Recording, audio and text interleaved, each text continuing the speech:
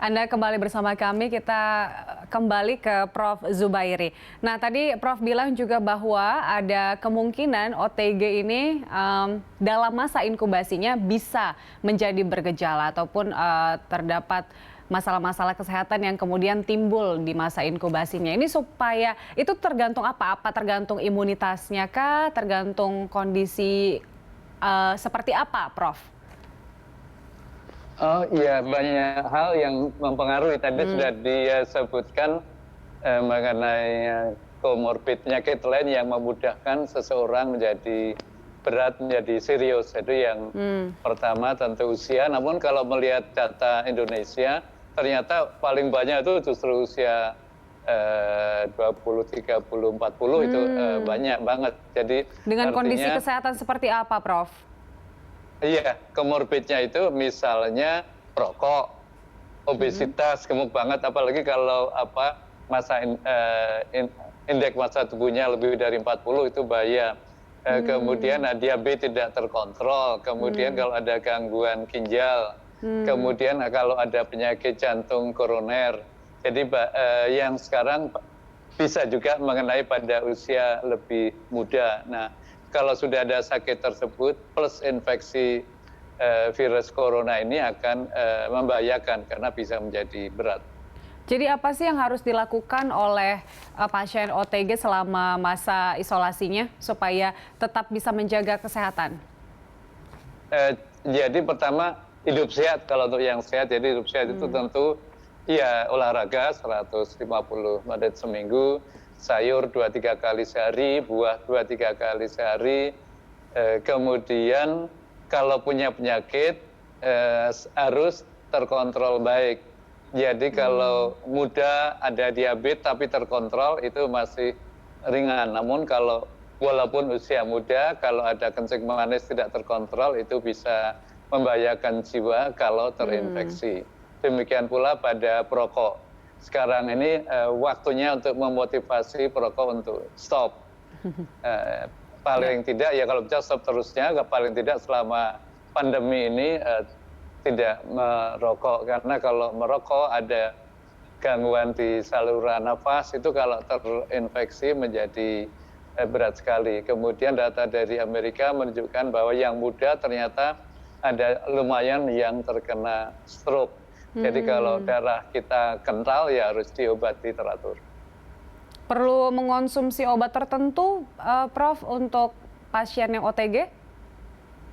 Tidak, jadi OTG tidak perlu konsumsi obat apapun, cukup monitor. Monitornya pun bisa melalui telemedicine, tidak harus datang ke dokter untuk yang OTG. Tidak perlu ke rumah sakit ya?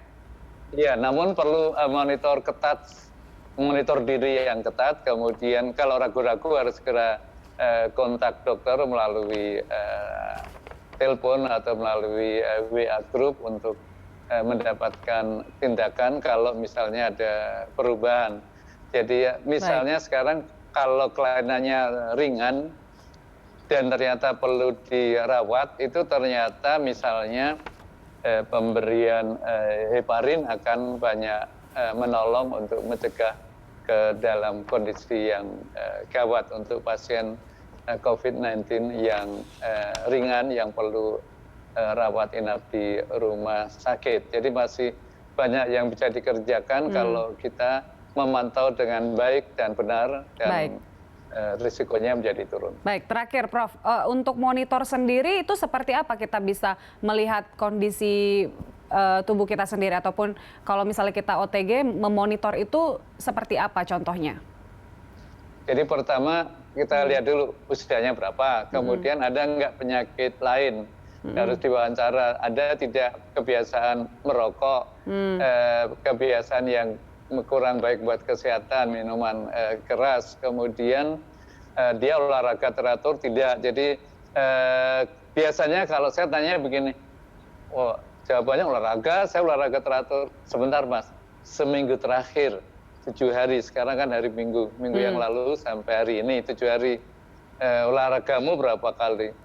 Wah, seminggu ini kan banyak hujan, ada aja alasan. Sehingga intinya adalah seminggu terakhirnya enggak, walaupun tahun lalu olahraga teratur misalnya. Jadi yang penting olahraga teratur itu continue.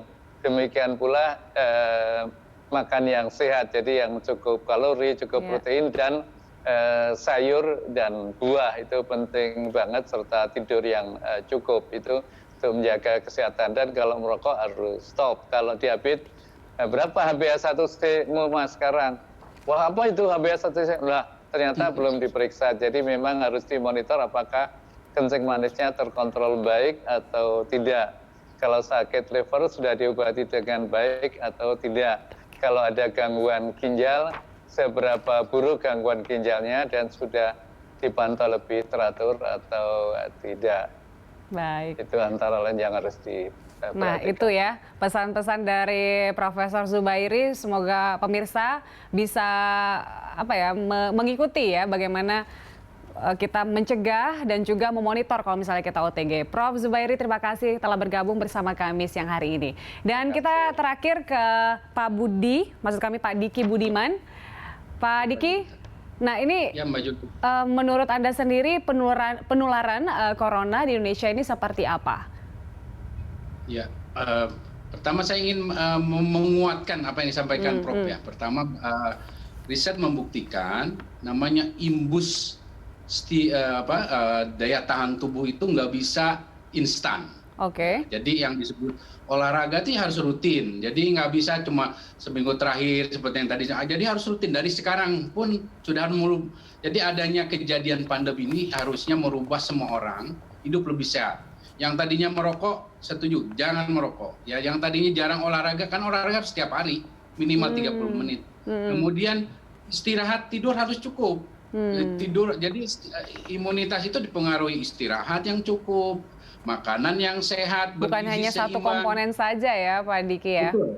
Kemudian juga olahraga yang teratur dan juga ini ada riset juga menunjukkan terkait pemantauan pada orang yang isolasi ini bahwa memang ada pemikiran yang positif ditunjang dengan pola hidup sehat ini akan juga menghindar jauh mereka ini terhindar dari yang disebut dengan badai sitokin. Okay. Ya.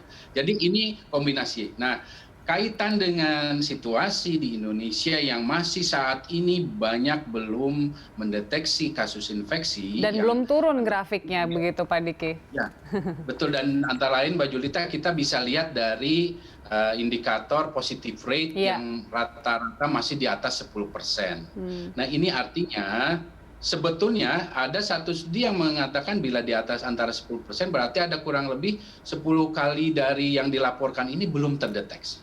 Nah, ada itu risetnya, itu perbandingannya. Nah, ini artinya dengan adanya revisi dari pola pemeriksaan yang PCR ini sekali lagi bisa untuk meningkatkan diagnosa. Ya, yang meningkatkan diagnosis sehingga orang yang OTG ini cepat segera bisa terdeteksi. Kenapa penting? Karena mereka bisa segera tahu kondisinya, bisa segera mengevaluasi apakah tadi seperti yang Prof sampaikan dia dalam kondisi yang memang rentan, karena dia merokok, obes dan segala macam, walaupun masih muda, karena Indonesia ini kematian dan kasusnya memang di usia dewasa muda, karena Indonesia perokoknya banyak, usia segitu. Ya, kemudian juga obesitas dan diabetes. Nah, ini artinya dengan diagnosa ditingkatkan, kita bisa mendeteksi mereka dan cepat mereka ini diisolasi sehingga tidak menularkan pada yang lain. Saya sarankan dengan tesnya bisa 100.000 lah sekarang per hari kalau ini. Per hari ya. Ya. Baik. Nah, penularan corona ini potensinya masih sangat tinggi di Indonesia, melihat OTG juga masih banyak, tapi kewajiban untuk bisa menjaga imunitas diri itu tanggung jawab kita masing-masing ya Pak Diki ya. Pak Diki, terima kasih telah bergabung bersama kami pada siang hari ini di Landstalk. Dan pemirsa, demikian dialog kami masih akan kembali dengan informasi lainnya usai jeda.